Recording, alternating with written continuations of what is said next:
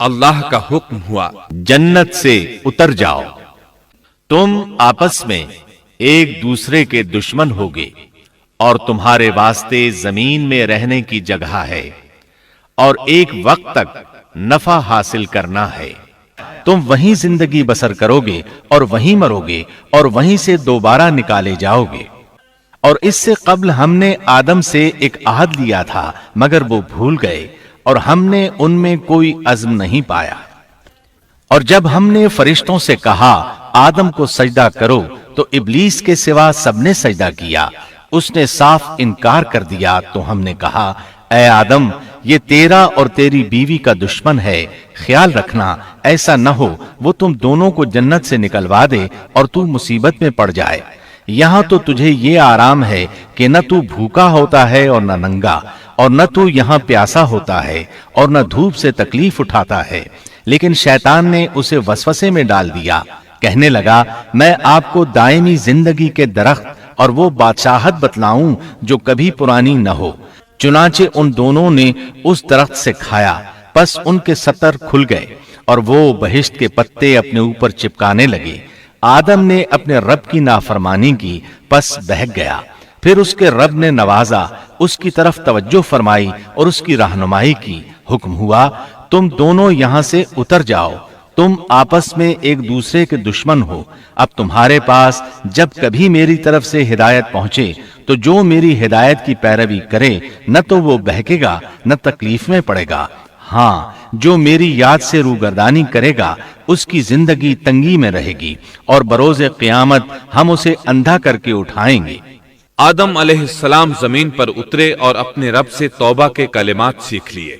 وہ کلمات یہ ہیں: ربنا ظلمنا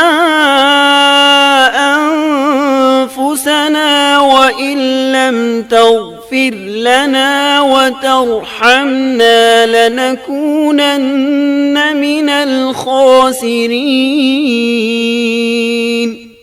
اے ہمارے رب، ہم نے اپنا نقصان کیا اور اگر تو نے ہم پر مغفرت و رحمت نہ فرمائی تو ہم خسارہ اٹھانے والوں میں سے ہو جائیں گے۔ آدم علیہ السلام زمین پر اترے اور ان کے ساتھ حوا علیہ السلام بھی اتری اور ان کے ساتھ ہی ابلیس کو بھی اتارا گیا۔ یہ کس جگہ پر اترے اس بارے میں اختلاف پایا جاتا ہے، لیکن ابن عباس رضی اللہ عنہ کی بات راجح محسوس ہوتی ہے کہ آدم علیہ السلام کو ہند میں اور حوا علیہ السلام کو جدے میں اتارا گیا۔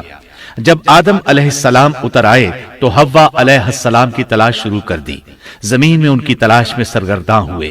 آخر کار میدان عرفات میں دونوں کی ملاقات ہو گئی۔ چونکہ میدان عرفات میں دونوں نے ایک دوسرے کی معرفت حاصل کی تھی اور ان کا آپس میں تعارف ہوا تھا، لہٰذا اسی مناسبت سے اس میدان کا نام عرفات مشہور ہو گیا۔ پھر اللہ تعالیٰ نے زمین کے اندر انسانوں کو پھیلانا شروع کیا اور زمین کو مردوں اور عورتوں سے آباد کر دیا۔ امام طبری رحمت اللہ علیہ بیان کرتے ہیں کہ حوا علیہ السلام نے آدم علیہ السلام کے لیے 20 ولادتوں میں 40 بچوں کو جنم دیا۔ ہر بار 2 بچوں کو جنم دیتی تھی، ایک لڑکا ہوتا ایک لڑکی۔ سب سے پہلا جوڑا قابیل اور اس کی بہن قمیم کا تھا۔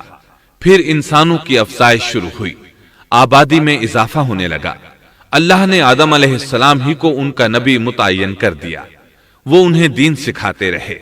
اس وقت تمام لوگ موحد تھے، خالص توحید کو اپنانے والے تھے، یعنی کان الناس امۃ واحدہ، تمام لوگ ایک ہی امت کے تھے، ان میں شرک کا شائبہ بھی نہ تھا۔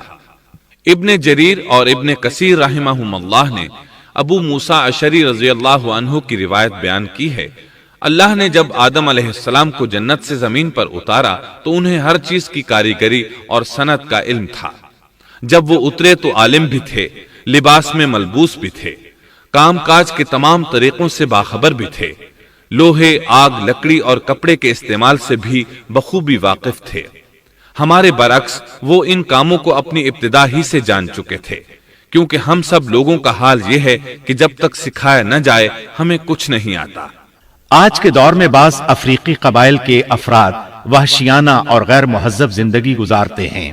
علماء کا کہنا ہے کہ یہ لوگ زمین پر رہنے والوں میں سے گمراہ ترین انسان ہیں۔ انہوں نے